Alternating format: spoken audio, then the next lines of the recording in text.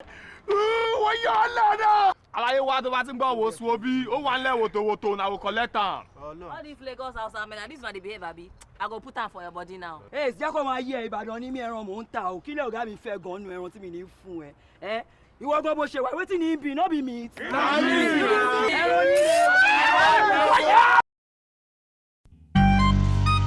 Mesuya. Wait am. Sule Mai Suya, you na collect my money, you na no come my party. Ish they play. You are they talk to my oga like that. See this small mosquito. How much you give my Oh, oga? we go fleet you, no go whine us so. We go fleet you. And the crazy, you have given me 15,000 naira.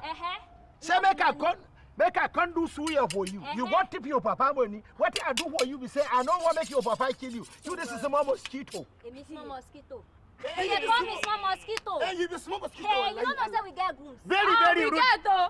You don't know say we get goons. You get goons? We get goons. You get goons? Let me power goons me wa. This is what's wrong with. Wallahi Allah I don't best.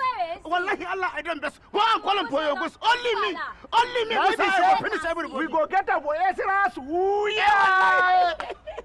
I go use your goose to kill it. Okay. Since this is a mosquito, I go cut I down. go use to do suya nana. You the crazy. Okay, we shall see. Wayo. I tell me baby je. Wayo.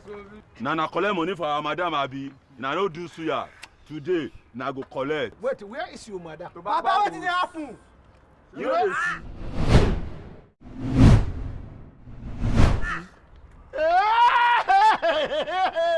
What you on now? Alaye wa to ba tin gbo wo su obi, o wan le woto na we collect am. Oh no. All these Lagos house men, this one the behavior be. I go put am for your body now. Hey, jẹ́ kó máa yẹ Ìbàdàn ní mi ẹran mò ń ta o. Kí lẹ ọ̀gá mi fẹ́ gan nu ẹran tí mi ní fún ẹ. Ẹ ìwọ gan bó ṣe wà wetin ni be no be meat.